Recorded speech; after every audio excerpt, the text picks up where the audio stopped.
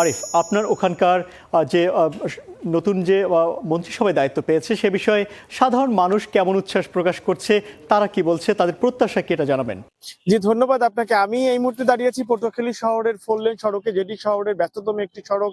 আমি যদি বলি যে পটুয়াখালীতে বেশ কয়েকজন মন্ত্রী পাওয়ার কথা ছিল, গুঞ্জন ছিল, তবে এর মধ্যে পটুয়াখালীর গলাচিপা, যেটি পটুয়াখালী 3 সংসদীয় আসন গলাচিপা এবং 10 উপজেলা, সেখানকার গণ অধিকার পরিষদের যিনি সভাপতি এবং যিনি এমপি নির্বাচিত হয়েছেন, নুরুল হক নূর, তিনি মূলত সেখানে এমপি হয়েছেন এবং এই মন্ত্রী পরিষদে তিনি প্রতিমন্ত্রী হিসেবে দায়িত্ব পেয়েছেন। এবং এখন পর্যন্ত আমরা যেটি জেনেছি সেটা হচ্ছে যে তিনি দুটি মন্ত্রণালয়, সেটা হচ্ছে শ্রম কর্মসংস্থান এবং বৈদেশিক কল্যাণ যে মন্ত্রণালয়, দুটি মন্ত্রণালয় তিনি দায়িত্ব পেয়েছেন।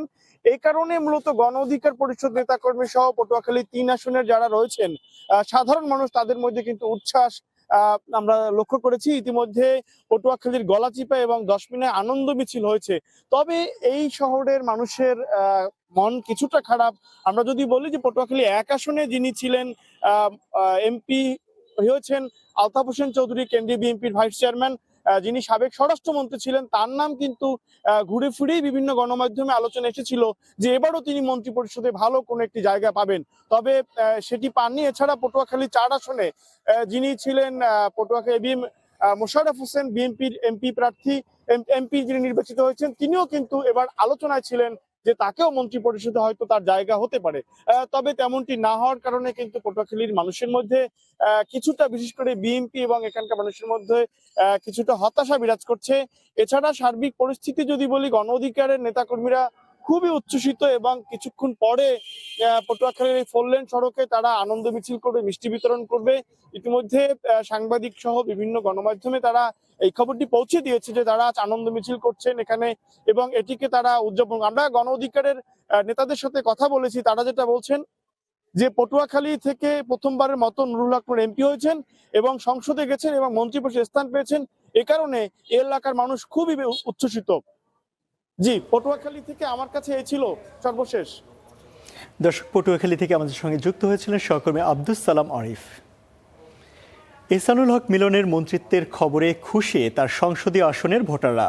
এ নিয়ে আরও জানাতে চাঁদপুরের কচুয়া থেকে আমাদের সঙ্গে যুক্ত হচ্ছেন সহকর্মী কাদের পলাশ। সেখানকার মানুষ কিভাবে উদযাপন করছে বিষয়টি এবং তারা কি বলছেন, তাদের প্রত্যাশা কি তাদের নতুন মন্ত্রীর কাছে?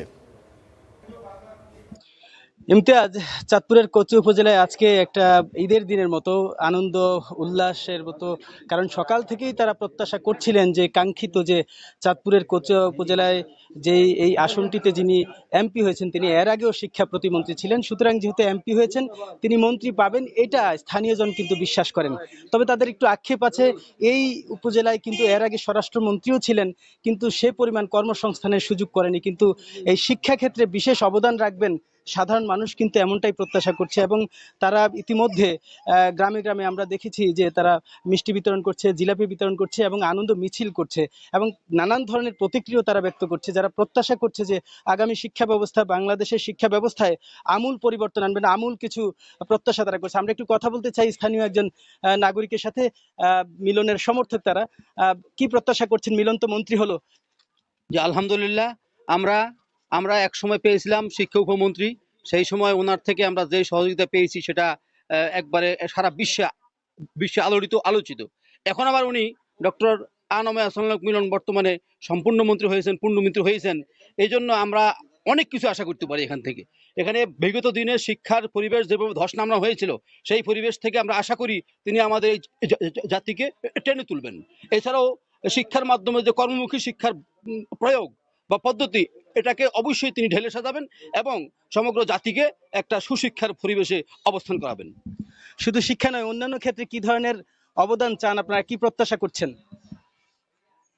শুধু শিক্ষা নয়, আমরা চাই আমাদের ছেলে, আমাদের ভাই সারা বাংলাদেশে শিক্ষার জোয়ার বসায় দিবে এবং আগামী দিনে গত টার্মে উনি যখন মন্ত্রী ছিলেন তখন কচুয়ায় পলিটেকনিক্যাল হয়েছে, কচুয়া শিক্ষা ব্যবস্থার উন্নয়ন হয়েছে।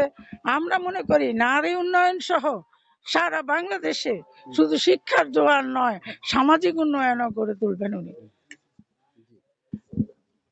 সত্যি আসলে শুধু শিক্ষার উন্নয়ন নয়, সামাজিক উন্নয়ন, স্থানীয়ভাবে সুষম উন্নয়ন সবটুকুই প্রত্যাশা করছেন এখানকার স্থানীয় জনগণ। আমরা একটু কথা বলতে চাই, আসলে কি প্রত্যাশা করছেন, যেহেতু মন্ত্রী হয়েছে, শুধু শিক্ষা না অন্যান্য ক্ষেত্রে কি ধরনের উন্নয়ন চান, কি প্রত্যাশা করছেন?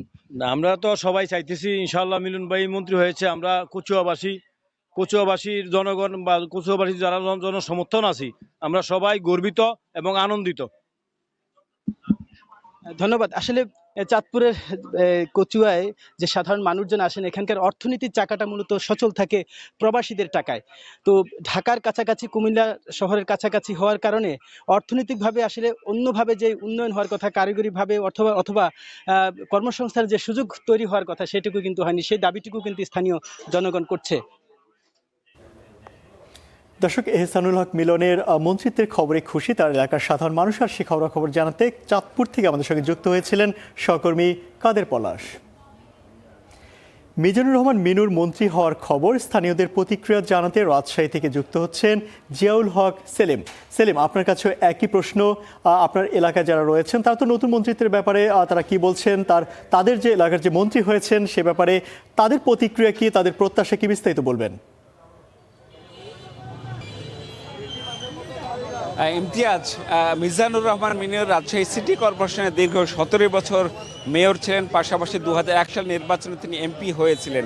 এরপর প্রেসিডেন্ট জিয়াউর রহমানের আমলে প্রথম পূর্ণাঙ্গ এমপি পেয়েছিল রাজশাহীবাসী।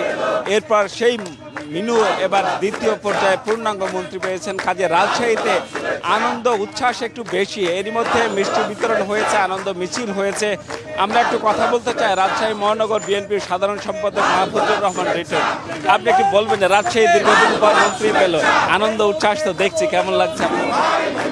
আলহামদুলিল্লাহ, প্রথমে আল্লাহ রাব্বুল আলামিনের দরবারে শুকরিয়া আদায় করি যে স্বাধীনতা যুদ্ধের পরে এবং আমাদের এই জুলাই আগস্টের ছাত্র জনতার আন্দোলনের মধ্যে দিয়ে বাংলাদেশে যে স্বৈরাচার পতন হয়েছে তার মধ্যে দিয়ে গণতন্ত্র ফিরে এখন এই যে আমাদের গণভোট এবং গণতন্ত্র প্রক্রিয়াতে যেটি আমাদের পার্টির চেয়ারম্যান তারেক রহমানের নেতৃত্বে বাংলাদেশে যেই সম্ভাবনাময় দেশ গড়ার লক্ষ্যে ইতিমধ্যে যে মন্ত্রিপরিষদ গঠন হয়েছে, আমরা আপনাদের মাধ্যম দিয়ে প্রথমেই দেশের আমাদের প্রধানমন্ত্রী, জিয়া পরিবারের তৃতীয় প্রধানমন্ত্রী, রাজশাহীর উন্নয়নে কি প্রত্যাশা করেন মন্ত্রীর কাছ থেকে? আমরা প্রত্যাশা করি আমাদের প্রিয় নেতা, সাবেক মেয়র, সাবেক এমপি, তিনার অনেক অভিজ্ঞতা রয়েছে, তিনি ভূমি মন্ত্রী দায়িত্ব পালন করেছে। আমাদের অবহেলিত রাজশাহীকে আগামী দিনে আরও যেন সুন্দরভাবে গোছানো হয়, বেকারত্ব দূর করা হয়, কর্মসংস্থানের ব্যবস্থা করা হয় এবং এই শিক্ষানগরীতে আমরা চাই আমাদের প্রাইম মিনিস্টারকে এই মন্ত্রীর মাধ্যম দিয়েই আগামী দিনে রাজশাহীতে শিক্ষানগরী আমাদের সরকারিভাবে এটি ঘোষণা করতে হবে। ইমতিয়াজ, আসলে বলা হয় রাজশাহী শিক্ষানগরী, রাজশাহী কৃষি প্রধান অঞ্চল, বিশেষ করে শিক্ষা উন্নয়ন এবং কর্মসংস্থান, বন্ধ কলকারখানা খুলে দেওয়া, কর্মসংস্থানে কাজ করা, এইসব বিষয় নিয়ে আসলে প্রত্যাশায় মন্ত্রীর কাছে নতুন মন্ত্রী মিজানুর রহমান মিনু এই উন্নয়ন, এলাকার উন্নয়নে কাজ করেন, এটি প্রত্যাশার কথা বললেন তারা।